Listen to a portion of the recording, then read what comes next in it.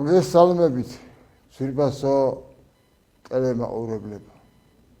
საღამო მშვიდობისა. ტელეკომპანია პლუსის ეთერში მალხაზ გაბადაძის საავტორო გადაცემა სტუმარი და მასპინძელი. ძვირფასო მეგობრებო, ძვირფასო ტელემაყურებლებო.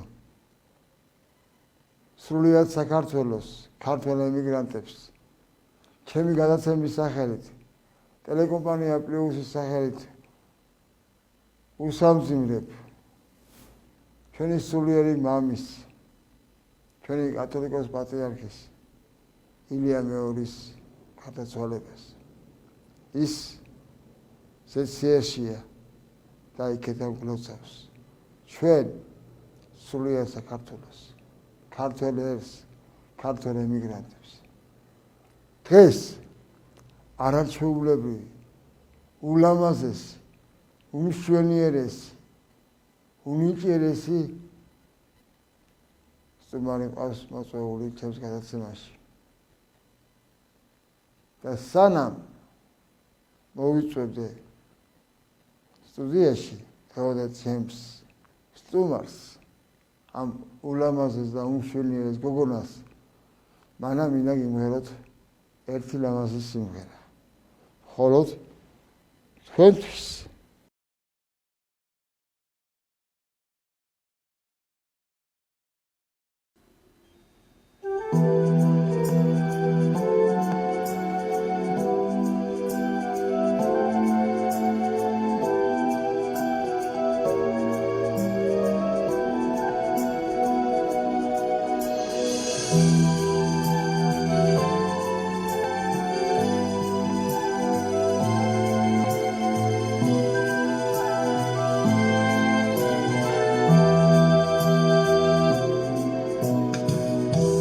გადაუბრიხალოდი ძვირფასო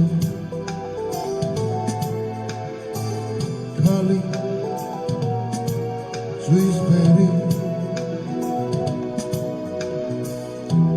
მეგონა წენას მაბადიებდი რადგან შენ ახლა ხარ ჩემზე ძლიერი საუკითხავი შენი წერილი სული და პულეთილი მაბადიე ქარი ფოთლებში დგეს სერი ზეწეს ერთი სტრიქონი შენ გაიმეტე ზერილი შენი აგვიანე მეც მოლოდინი დავიღალე ზერილი შენი აგვიანე მეც მოლოდინი დავიღალე მე მოვდიოდი შენსკო ძვირფასო ქარში ზვიმაში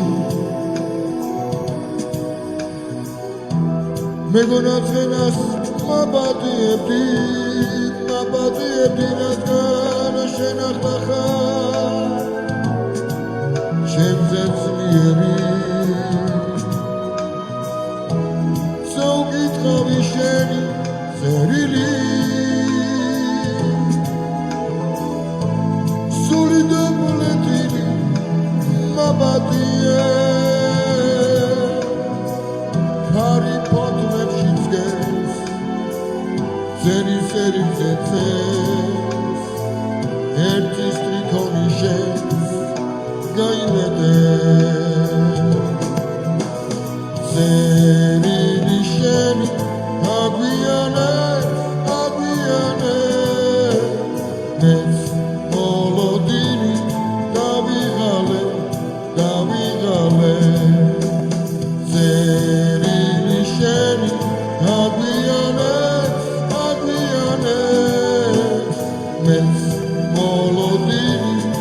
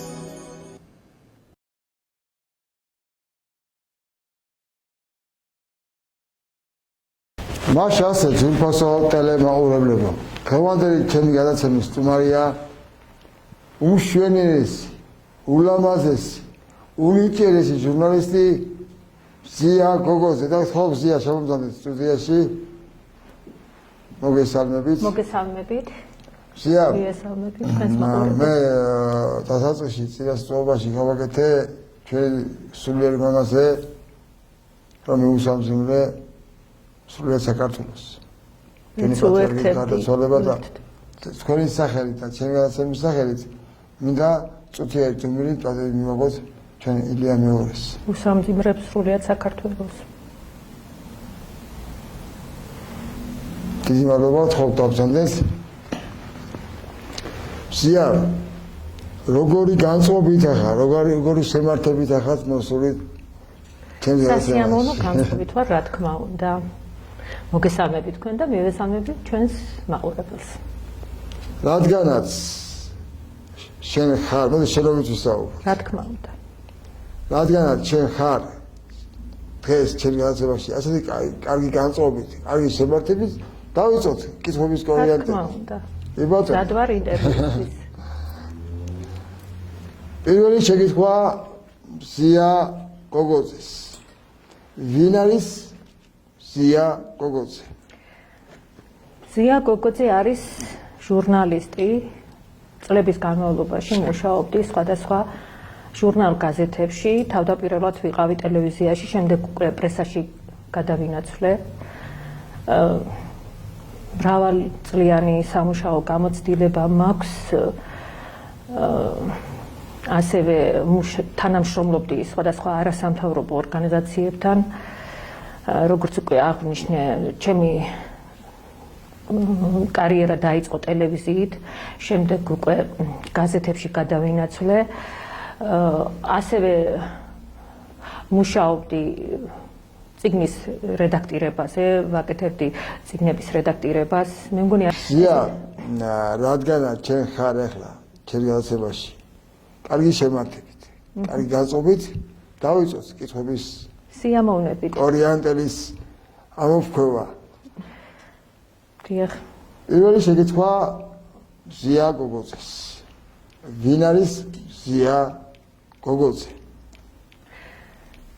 პროფესიით გახლავართ ჟურნალისტი ტელერადიო ჟურნალისტის სპეციალობით წლების განმავლობაში მუშაობდი და დღესაც ვაგრძელებ სხვადასხვა ჟურნალ გაზეთებში თანამშრომლობას ასევე სოციმედიაში თავდაპირველად დავიწყე მუშაობა ტელევიზიაში შემდეგ უკვე პრესაში გადავინაცვლე ასევე პარალელურად თანამშრომლობდი არასამთავრობო ორგანიზაციებთან მონაწილეობდი სხვადასხვა სემინარებში და ტრენინგებში ასევე სამუშაო გამოცდილება მაქვს წიგნების რედაქტირებაში მონაწილეობ კულტურულ ღონისძიებებში და რაც შეეხება ჩემს პრესას, მედიასში თანამშრომლობას სხვადასხვა თემაზე მომიწია მუშაობა და ამ მხრივ საკმაოდ დიდი გამოცდილება მაქვს. ძალიან კარგი. ბავშვობის ტკბილი მოგონებები. ჩემი ბავშვობა იყო ძალიან ლაღი და ძალიან სასიამოვნოდ მოსაგონებელია დღესაც. გავიზარდე ძალიან ლამაზ კუთხეში გურიაში კერძოდ ოზურგეთიდან გახლავართ ზღვის სანაპიროზე ესე ვთქვათ შეიძლება ითქვას ულამაზესი პეიზაჟი არის ჩემი სახლიდან აი ზღვის ხედი ჩანს და ასევე ბახმაროს მთები ისეთი ლამაზი მოგონებები მაკავშირებს ჩემს კუთხესთან და ჩემს ბავშვობასთან ამაზე ალბათ ერთი გადაცემა არ მოყვება რომ მოვყვე ძალიან კარგად მახსენდება გრიგოლეთის სანაპიროზე როცა ჩემი ძმა ასაკით ჩემზე უფროსი მასწავლიდა მანქანის წარებას ეს სადღაც ვიყავით 13-14 წლის და ეს ყოველთვის აი ესეთი დაუიწყარი შთაბეჭდილება იყო ჩემთვის მრავალრიცხოვან ოჯახში გავიზარდე, სულ 7 ვიყავით, ბებია, ბაბუა, დედა, მამა, და ძმა. ბაბუა ჩემი იყო ძალიან კოლორიტული პიროვნება, ომის და შრომის ვეტერანი. მღეროდა ხალხურ სიმღერებს და შეიძლება ითქვას გურულ კრილმანჭულზე გაზრდილი ვარ. ეს გურულები ხო კრილმანჭულში ხო მაგრები არიან და სანახებო არიან ყოველთვის. კი, რა თქმა უნდა, ბებია ჩემი იყო ძალიან ჭკვიანი ქალი. ბევრი შეგონება, დარიგება მახსოვს, რომლებიც დღემდე მომყვება და მოკლედ მთელი ოჯახიდან ძალიან კარგი და დადებითი თვისება წამოვიღე, ესე ვთქვათ, და დიდი სიყვარული და სითბო ჩამოვიტანე თბილისში. ზია, სამი თვისება, რომელიც გამოგარჩევს. უმთავრესი ალბათ არის გულწრფელობა, ვარ გულწრფელი, კომუნიკაბელური და პირდაპირი. ეს პირდაპირობა ხშირად მაზარალებს ყველანაირ ურთიერთობაში. ადამიანებს არ უყვარს პირდაპირ ეტყვი რაღაცას, უფრო შექება უყვართ და აი პირდაპირ რომ ეტყვი რაღაც სიმართლეს, ხშირად არ მოსწონთ, მაგრამ ნუ ასეთი ვარ და რა. ზია, რატომ აირჩიეთ პროფესია ჟურნალისტიკა? სიმართლე რომ გითხრათ, ეს ჩემი ბავშვობის დროინდელი ოცნება არ ყოფილა. ბავშვობაში წავიკითხე ასეთი წიგნი, ინგლისელი მწერლის, ავტორი არ მახსოვს, მაგრამ პერსონაჟი მახსოვს, პატრუსია ერქვა გოგონას, რომელიც იყო პროფესიით კი არა, აი, იყო ბალერინა, პატარა გოგონა. და იმდენად კარგად იყო აღწერილი ეს ამ ბავშვის ისტორია, რომ დიდი შთაბეჭდილება მოახდინა ჩემზე. აქედან გამომდინარე, რაღაც ცეკვაც მიყვარს, ბალერინობაზე ვოცნებობდი. თუმცა მართალი რომ გითხრათ, აი ეს ჟურნალისტიკასთან რაღაც სწრაფვა, რაღაც ის მქონდა მაინც ამ პროფესიისკენ, რადგან ძალიან მიყვარდა საწერკალამი და ფანქარი. აი მცირე ასაკიდან თურმე ხატავდი ყველაფერზე, ფოტოებზე, საბუთებზე, კედლებზე და აი განსაკუთრებით ამოჩემებული მქონდა ეს საწერკალამი. და ასევე მიყვარდა ტელევიზორის ყურება, გაზეთები, ჟურნალები, მქონდა ჩემი არქივი, სადაც მქონდა შენახული ეს ჩემთვის საინტერესო სტატიები და მასალები. ასევე ძალიან მიყვარდა გაზეთი თბილისი. ჩვენ ოჯახში გამოწერილი გქონდა გაზეთები, მაგრამ გაზეთი თბილისი არ გქონდა გამოწერილი. ამიტომ მამა ჩემს ყოველთვის თხოვდი, რომ ეს გაზეთი ეყიდა ჩემთვის ჯიხურებში. განსაკუთრებით მიყვარდა ეს გაზეთი და უთქვამთ თურმე ჯიხურში, გამყიდველს უთქვამს, რომ რატო დაინტერესდით ამ გაზეთითო და ჩემ გოგონას უყვარსო და გავაცებულა თურმე ეს ჯიხურის გამყიდველი და რას წარმოვიდგენდი, რომ აი ესეთი ჩემი სიყვარული, ბავშვობის სიყვარული ამ გაზეთის მიმართ, აი ესე ოცნებად ასრულდებოდა და მე გაზეთ თბილისის კორესპონდენტი გავხდებოდი. ძალიან კარგი. ფრაზა, რომელსაც ხშირად იყენებთ. ასეთი ამოჩემებული ფრაზა არა მაქვს. მაგრამ მიყვარს რუსთაველისაფორიზმი, რასაც გასცემ შენია, რაც არა დაკარგულია, რომელიც ძალიან დიდ სიღრმეს და ბევრ რაღაცას მოიცავს და მე ვთვლი, რომ ჩვენ რასაც გავცემთ სიტყვით, საქმით, ჩვენი ქმედებით, ყველაფერი უკან გვიბრუნდება და აი ძალიან მნიშვნელოვანია ეს თუ როგორ ვექცევით ჩვენ ადამიანებს და გარე სამყაროს და ზოგადად როგორ ცხოვრობთ. დიახ, მადლობა. როდის მივხვდით პირველად, რომ ჟურნალისტიკა თქვენი გზა იყო და არა უბრალოდ სამსახური? იცით რა, ეს უფრო შინაგანი გააზრების პროცესია. როცა რაღაც ხდება ისეთი მნიშვნელოვანი და შენ უკვე მიიჩნევ, რომ ეს არა სამსახური, არამედ შენი მისიაა ჟურნალისტიკა.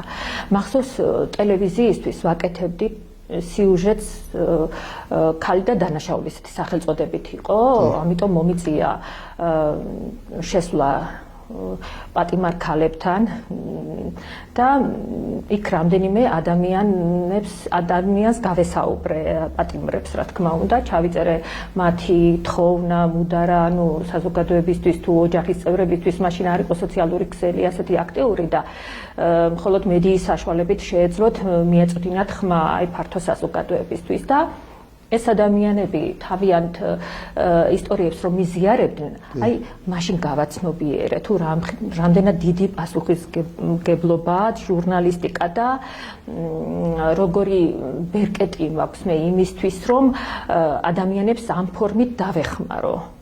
და აი და სხვა მომენტებითაც, აი როცა თქვათ არ ხარ კარგად სიცხე გაქვს და მაინც მიდიხარ დავალებაზე, როცა აი ფინანსური мотиваცია არა გაქვს ისეთი და შენ მაინც აკეთებ შენ საქმეს, ესე იგი თვლი რომ ეს არის შენი პროფესია, შენი მისია, შენი მოწოდება არის და ამიტომ ძნელი მისახვედრი არ იყო ამ ხრივ რომ ეს ჩემი არა მხოლოდ სამსახური, არამედ ჩემი საყვარელი პროფესიაა. არსებობს თუ არა აბსოლუტური ობიექტურობა? ობიექტურობა იდეაში არსებობს ალბათ აბსოლუტური ობიექტურობა, მაგრამ რეალურ ცხოვრებაში ალბათ ნაკლებად მისაღწევია. თუმცა უნდა ვეცადოთ რომ ვიყოთ ობიექტური. თქვენ გულისხმობთ ჩვენს პროფესიას ამ შემთხვევაში. ჩვენ უნდა ვეცადოთ ჟურნალისტები რომ მაქსიმალურად ობიექტურად ავსახოთ ფაქტი თუ მოვლენა.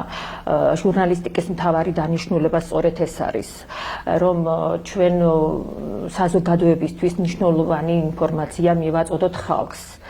და მივაწოდოთ არა დეზინფორმაცია, არამედ რეალობა ავსახოთ, რაც არსებობს და როგორც აღნიშნე პასუხისმგებლობაზე, ეს დიდი პასუხისმგებლობა და საკუთარი თავის მიმართ ქვეყნის წინაშე და საზოგადოების წინაშე, რა თქმა უნდა.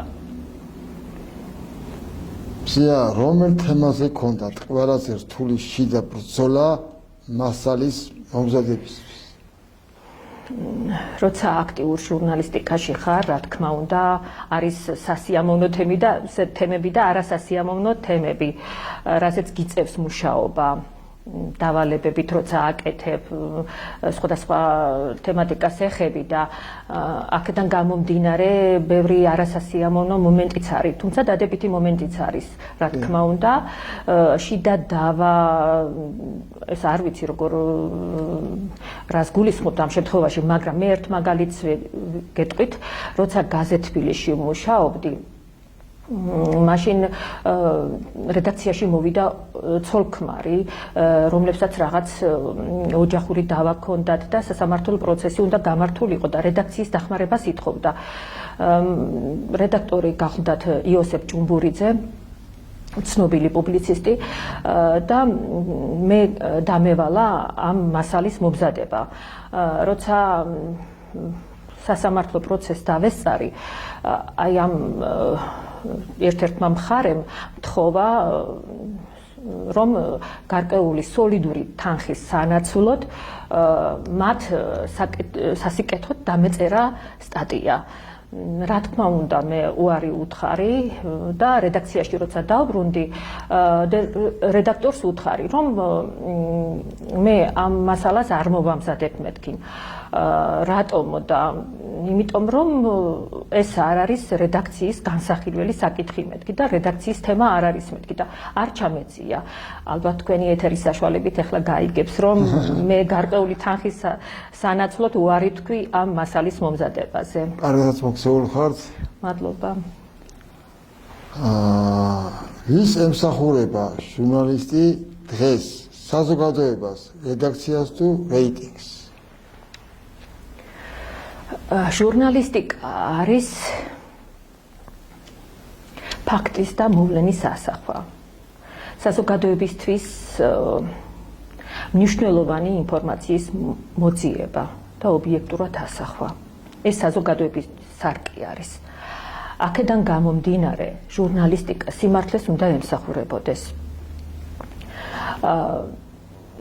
ასევე მნიშვნელოვანია სარედაქციო პოლიტიკა, რა თქმა უნდა, ითვალისწინებ, მაგრამ ჟურნალისტიკის ეთიკის ფარგლებს არ უნდა გასცდე. რეიტინგი, რა თქმა უნდა, მნიშვნელოვანია, მაგრამ ეს უნდა იყოს საქმიდან გამომდინარე, გაკეთებული საქმიდან გამომდინარე და არა მიზანი. თუ ეს მიზნად დაისახე, მხოლოდ რეიტინგზე იმუშავე, მაშინ პროფესიულ ჩარჩოებს ცდები და ისეთ რისკებზე ზოგადად რისკი არის ჟურნალისტიკა, მაგრამ როგორც უკვე აღვნიშნე, ეს პროფესიულ ჩარჩოებს არ უნდა გასცდეს. დღეს ძალიან დიდი გამოწვევა არის ჟურნალისტიკის წინაშე. საზოგადოება ინფორმაციას იგებს უფრო სწორად სოციალური მედიის საშუალებით. აქ ძირითადად არის გადაუმოწმებელი, ხშირად გადაუმოწმებელი ინფორმაცია. არადა ინფორმაცია მოითხოვს გადამოწმებას. ფაქტი მოვლენა მოითხოვს გადამოწმებას, დაბალანსებულად მიწოდებას საზოგადოებისთვის. და ღმად მიაწოდო. რა თქმა უნდა, თუ ეს არ არის, მაშინ ტენდენციური თუ არის ჟურნალისტი, თუ ერთი მხარის პროპაგანდისტია, აგიტაცია, პროპაგანდა ჟურნალისტიკის ერთ-ერთი მთავარი მხარე არის, მაგრამ ეს არ უნდა იყოს ვიწრო პარტიული პროპაგანდა. თუ ერთი მხარის პოზიციას ითვალისწინებ მხოლოდ და ასე აწვდიდა საზოგადოებას, მაშინ ეს არ არის ობიექტურობა. ჩვენ უნდა ვიყოთ დაბალანსებული ამ შემთხვევაში და მაქსიმალურად უნდა ვეცადოთ ობიექტურები ვიყოთ. რა არის თქვენი მიზანი? ჩემი მიზანი არ არის ყველას მოვწონდე. ჩემი მიზანი არის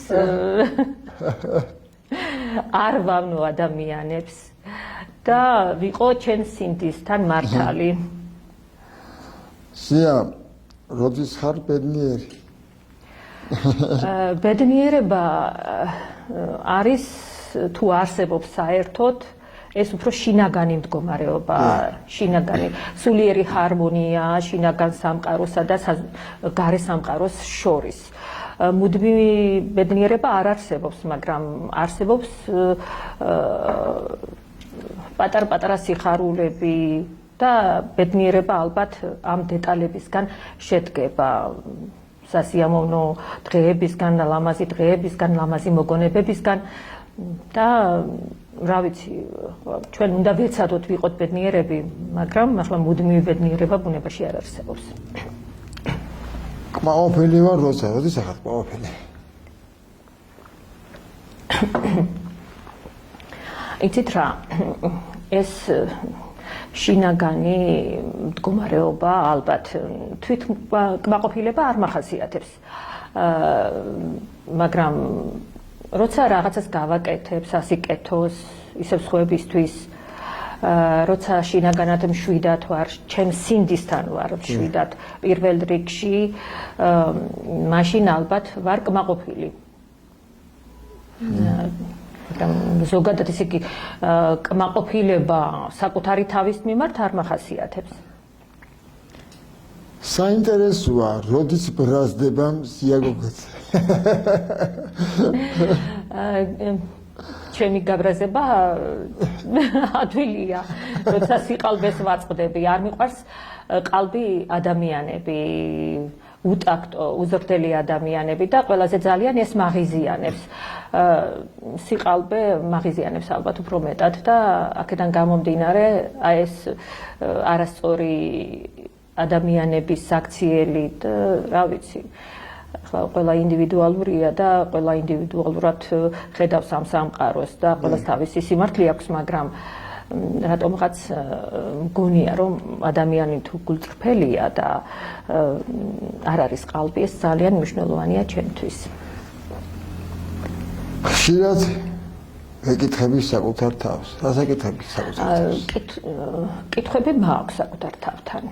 ძალიან ბევრი კითხვა მაქვს. შემეძლო უფრო მეტი გამეკეთებინა საკუთარი თავისთვის, საზოგადოებისთვის ალბათ, მაგრამ არ იყო ალბათ ისეთი გარემო და არ მქონდა ის ასპარეზი ალბათ უფრო მეტი გამეკეთებინა. ამიტომ ხშირად ვესაუბრები საკუთარ თავს და ძალიან მნიშვნელოვანია საკუთარ თავს მოусმინოს ადამიანმა. როცა საკუთარ სინდისთან მართალი ხარ, მაშინ ალბათ სხვებთანაც მართალი იქნები და ყველაზე მეტი მსაჯული მაინც საკუთარი თავია. როგორია თქვენი ჩვეულებრივი დღე? ყოველი დღე არის ჩვეულებრივი და თან არაჩვეულებრივი. არც ერთი დღე ერთმანეთს არ გავს. ახლა დილის რუტინას არ გულისხმობ, მაგრამ ცხოვრება მაინც დაუგეგმავია, რაღაც სიურპრიზებით არის სავსე და ბევრი ლამაზი მომენტია, ბევრი ესეთი გულისტკენა არის და აი ამ ყველაფრისგან შედგება ჩვენი ცხოვრება და ჩვენ ვეცადოთ, რომ ჩვენი ცხოვრება გავილამაზოთ ლამაზი დღეებით და არ ვავნოთ ერთმანეთს, ვიყოთ უფრო მოსიყვარულენი, ახლა არ მინდა ქადაგებასავით გამომივიდეს, მაგრამ